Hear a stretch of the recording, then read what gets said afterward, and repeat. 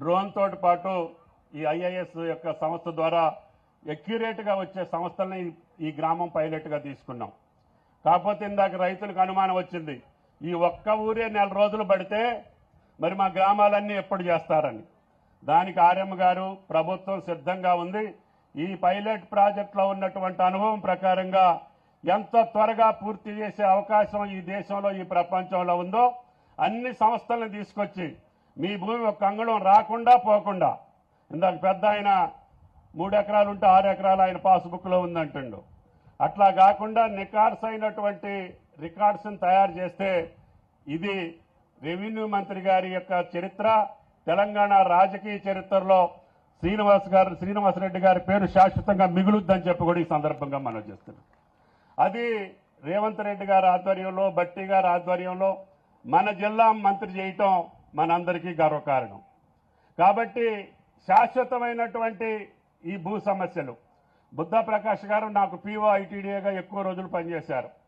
ఆయనకి ఈ జిల్లాలో అనుబంధం ఉంది, ఆ జిల్లా సమస్యల పట్ల కూడా అనుబంధం ఉంది.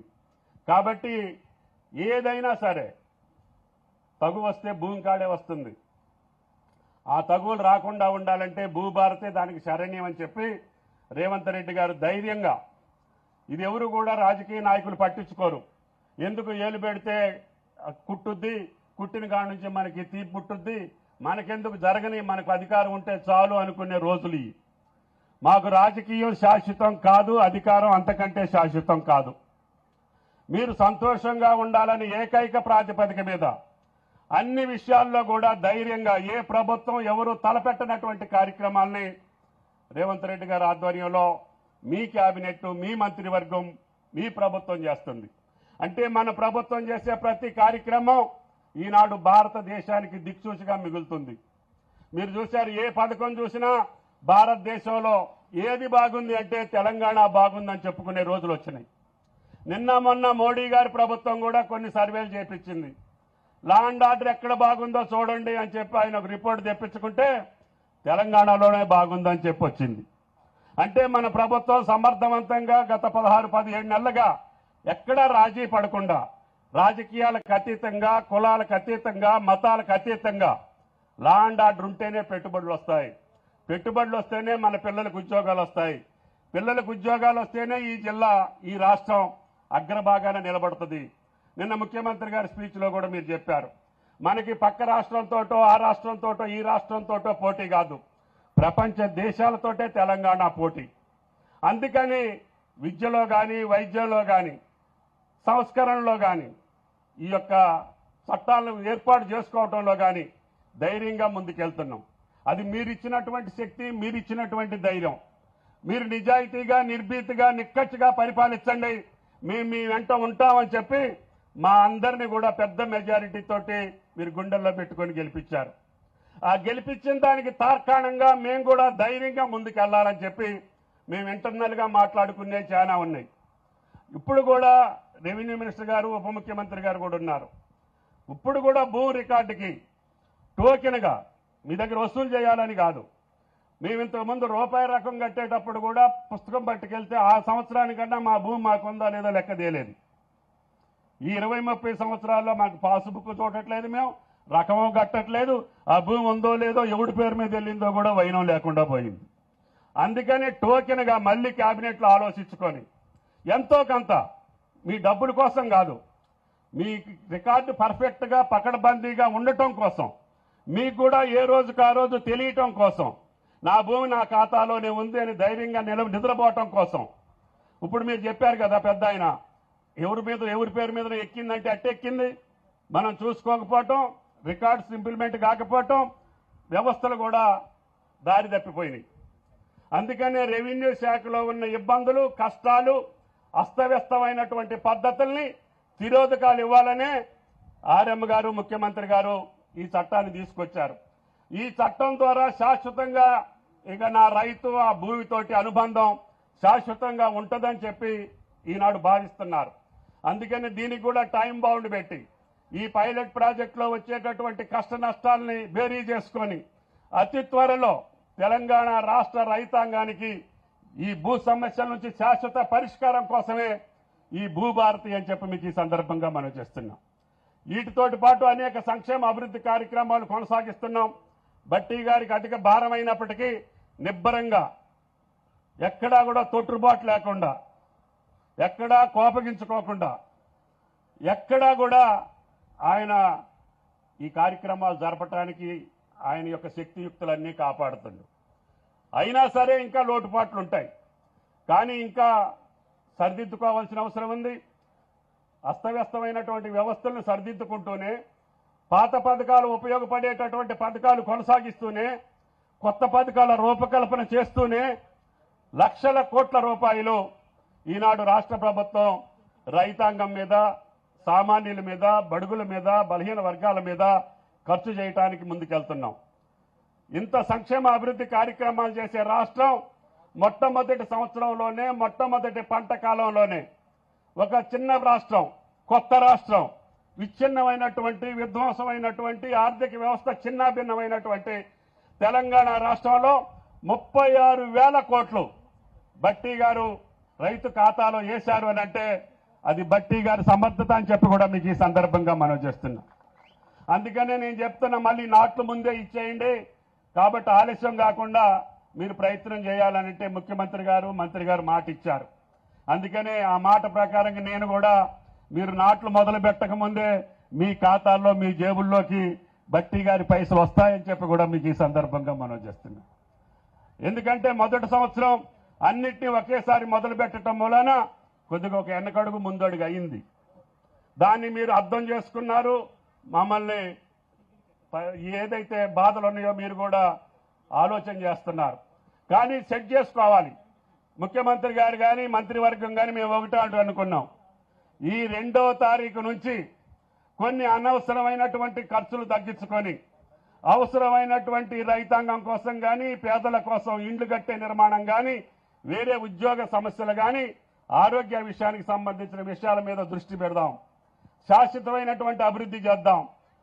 అధికారం కోసమో, ఓట్ల కోసమో ఏదో చేసి చిందరవందర చేసే పద్ధతులను పక్కన పెట్టి శాశ్వతమైనటువంటి, రైతాంగం మెచ్చుకునేటటువంటి, ప్రజలు కోరుకున్నటువంటి పథకాలకి వెచ్చించి పద్ధతి ప్రకారంగా ముందుకెళ్లాలని చెప్పి ఆర్థిక పరమైనటువంటి ఎసులుబాటుతో పాటు క్రమశిక్షణ కూడా పాటించి బట్టి గారి ఆధ్వర్యంలో తెలంగాణ రాష్ట్రం రైజింగ్ నెంబర్ 1గా ఉండాలనేది మా అందరి కోరిక. మీ యొక్క ఆశీర్వాదంతో మేము వచ్చాం. మేము వచ్చిన ఫలితాలు మీకు రావాలి. అది భూభారత వల్ల కానీ, లేకపోతే ఆర్థిక పరమైనటువంటి ఇన్ఫ్రాస్ట్రక్చర్ కానీ, విద్యా వైద్య రంగాల్లో కానీ మన రాష్ట్రం సుభిక్షంగా ఉండాలంటే ఒక క్రమశిక్షణ అవసరం. కాబట్టి మీరు కూడా ప్రజలు ఇచ్చేటటువంటి కార్యక్రమాలు సంక్షేమం కావచ్చు, అభివృద్ధి కావచ్చు, అవసరమైన వాటికి పెట్టండి. అవసరమైన నిరుపేదలకు ఇవ్వండి. ఇప్పుడు పొంగులేటి గారు 4,50,000 ఇళ్ళు ఇచ్చారు. వాటిని గుడిసెలో బతికేటటువంటి, రేపో మాపో గాలి వస్తేనో వాన వస్తేనో తడిసేటటువంటి నిరుపేద కేటాయించండి. నెక్స్ట్ ఇయర్లో మళ్ళీ కొద్దిగా రేకులు ఉన్నోళ్ళకో, పెంకులు ఉన్నోళ్ళకో ఇచ్చుకోవచ్చు. అట్లా పేదవాడికి ఇచ్చినప్పుడు ఎవరు కూడా మిమ్మల్ని అబ్జెక్షన్ చేయరు, మీకు మీద అపవాదులు కూడా రావు. ఒక్కటి తప్పు చేసినా కూడా, నా దగ్గరోడనో, నా ఎమ్మడి తిరిగిండానో, లేకపోతే ఇంకొకటనో మీరు ఆశించి ఒక్కటి తప్పు చేస్తే ఆ ఊళ్ళో మీరు చేసిన మంచి కార్యక్రమాలన్నీ మసి అయిపోతాయి. మీరు కూడా గతంలో చూశారు. ఇందాక ముఖ్యమంత్రి గారు ఉన్నప్పుడు కూడా చెప్పా, పోయిన పార్టీ ప్రభుత్వం బట్టి గారిని ఎట్టయినా ఓడియాలి, చింతకాయలో దళిత బంధు పెట్టి అందరికీ అన్ని బుల్డోజర్లు, ట్రాక్టర్లు, టెంటులు, బొంట్లు మొత్తం ఇద్దాం, ఆ మండలంలో 10,000 మెజార్టీ వస్తే బట్టి గారు రోడ్డు ఇవ్వచ్చని అనుకున్నారు. అట్లిస్తే ఆయనకి 10,000 మెజార్టీ ఎక్కువ వచ్చింది. అంటే నిరర్ధకమైనటువంటి, నిష్ప్రయోజనమైనటువంటి, అవసరం లేని అపవిత్ర దానం చేస్తే ఆ రకమైనటువంటి రిజల్ట్స్ వస్తాయి. కాబట్టి పాలకులం కానీ, ప్రభుత్వ అధికారులు కానీ, గ్రామస్థాయి, మండల స్థాయి నాయకులు కానీ మీరు ఒకటే ఆలోచన చేసుకోవాలి. స్థిరంగా మీ పేరు ఆ గ్రామంలో ఉండాలన్నా, ఆ మండలంలో ఉండాలన్నా, ఆ జిల్లాలో ఉండాలన్నా, ఆ రాష్ట్రంలో మీరు రాజకీయాల్లో బతికుండాలంటే నిక్కచ్చిగా, నిజాయితీగా, నిర్భీతిగా, ధైర్యంగా మీరు కార్యక్రమాలు చేపట్టండి. మిమ్మల్ని ప్రజలు ఆదరిస్తారు తప్ప అందరికీ ఇచ్చి అధికారం పొందాలంటే అది భగవంతుడు కూడా సాధ్యం కాదని చెప్పి మీకు ఈ సందర్భంగా మనం చేస్తున్నాం. కాబట్టి దాన్ని మేము అన్ని సరి చేసుకుంటున్నాం. ఎక్కడన్నా ఏదైనా కరెక్ట్ చేసినప్పుడు కొద్దిగా ఇబ్బంది వస్తుంది. ఇప్పుడు రెడ్డి గారు బట్టి గారు మధిర రోడ్లు ఎడల్పు చేయాలంటాడు. ఎవళ్ళో వచ్చే ఈ షాపు తీయటానికి లేదంటారు. మధిర మా తాలూకా ఒకప్పుడు. అప్పుడున్న పరిస్థితి ఏంటి, ఇప్పుడున్న పరిస్థితి ఏంటి? రోడ్లు ఎడల్పు చేస్తే ఎవరికి సౌకర్యం? అక్కడ వ్యాపారస్తులకు సౌకర్యం, అక్కడ ప్రజలకు సౌకర్యం. మధిర పట్టడానికి ఒక అందం, ఒక ఆనందం. మరి నేను పుట్టక ముందే ఉన్న మధిర అట్టే ఉంది. మరి నిన్న మొన్న వచ్చినటువంటి టౌన్లన్నీ బాగా అభివృద్ధి చెందుతున్నాయి అంటే ఎందుకు అవుతున్నాయి? రోడ్లు విశాలంగా ఉంటాయి. విశాలంగా ఉంటే మార్కెటింగ్ జరుగుద్ది. మార్కెటింగ్ జరిగితే ఆ ప్రాంత ప్రజలకు ఒక సౌకర్యం, అక్కడ వ్యాపారస్తులకు లాభాలు. అందరికీ సౌకర్యంగా ఉండే పద్ధతులు అవలంబించే పద్ధతిని మా ప్రభుత్వం ఎక్కడా కూడా ఇబ్బంది వచ్చినా మేము ఆ కార్యక్రమాలు చేపడతాం. అదేవిధంగా సంక్షేమ అభివృద్ధి కార్యక్రమాలు పక్కాగా వెళ్తాయి. పొంగులేటి గారి ఆధ్వర్యంలో ఈ యొక్క చట్టం అతి త్వరలోనే పూర్తి చేసుకొని భారతదేశానికి తలమానికంగా ఉండేటట్టుగా నాకున్నటువంటి ఏకైక కోరిక, నేను ఎన్టీ రామారావు గారి ప్రభుత్వం నుంచి చెప్తున్నా, సర్వే చేస్తే ఆ ఖర్చు అవసరమైతే మేమే పెట్టుకుంటాం. ప్రభుత్వాలు పెట్టుకోవాల్సిన పని లేదు. నాకు 10 ఎకరాలు ఉంటే నా 10 ఎకరాలు కొలిసివ్వండి, నేను 10 కావాలంటే మిట్టల్ గారు నా ఖర్చు ఎంత అయిందో నాకు చెప్పండి, నీ ఖాతాలో వేస్తున్నాడు. ఎందుకంటే ప్రతిరోజు మీ ఎంఆర్ఓకో, ఆర్ఐకో, ఎల్ఐకో, పుల్లైకో, దళారులకో కట్టబెట్టే బదులు ఒక్కసారి ఫినిష్ చేసుకుంటే పోద్దు కదా. అందుకని మిట్టల్ గారు కూడా అనుభవం కలిగినటువంటి అధికారి, బుద్ధా ప్రకాష్ గారు, మన జిల్లాకు సంబంధించినటువంటి మేము ముగ్గురం, ఆయన గారు పైసలు ఇస్తుడు, ఆయన గారి భూమిని కరెక్ట్ చేస్తుడు. నేను వ్యవసాయం చేస్తే పంటలు పండుతాయి. ఇప్పటికి కూడా భారతదేశంలో ఈ సంవత్సర కాలంలో అత్యధికమైనటువంటి పంట పండించినటువంటి రైతు తెలంగాణ రైతే తప్ప భారతదేశంలో ఎవడు మిగల్లా. అది మోడీ గారే చెప్తుండు. ఎక్కువ వరి ధాన్యాన్ని ఈ భారతదేశానికి అన్నం పెట్టిన వాళ్ళు ఎవరు అని అంటే తెలంగాణ రైతులు. కాబట్టి ఇబ్బందులు ఉన్నాయి, కష్టాలు ఉన్నాయి. ఉన్నా కూడా మీ ప్రభుత్వం, మన ప్రభుత్వం వెనకడిగేసే ప్రశ్నే లేదు. రేవంత్ రెడ్డి గారి ఆధ్వర్యంలో అన్ని కార్యక్రమాల్ని చక్కదిద్దుకుంటూనే శభాష్ అనిపించుకుంటాం. తద్వారా మీరు కూడా సంతోషంగా ఉండాలి. వీటికి కూడా మీరు సహకరించాలి. ఎందుకంటే ఈ నియోజకవర్గంలో ఎక్కువ మంది ఇతర దేశాల్లో ఉంటారు. ఆ పక్క రైతు రాకపోతే, ఆ భూమి అందరికి చుట్టుపక్కల ఉన్న వాళ్ళు అందరూ రాకపోతే అది సెటిల్ అవుదంటున్నారు పెద్ద ఆయన. అందుకని అందరూ సహకరించాలి. అందరూ సహకరించి ములుగుమాడిని నెంబర్ 1గా మీరు 20 రోజుల్లో పూర్తి చేస్తే అందరికీ గుండె ధైర్యం వస్తుంది. మిట్టల్ గారి మీద, పొంగులేటి గారి మీద మాకు నమ్మకం కలుగుద్ది. ఎస్, ఈ ప్రభుత్వం మనకి న్యాయం చేస్తుందనే విశ్వాసం వస్తే అందరూ సహకరించే అవకాశం వస్తుంది.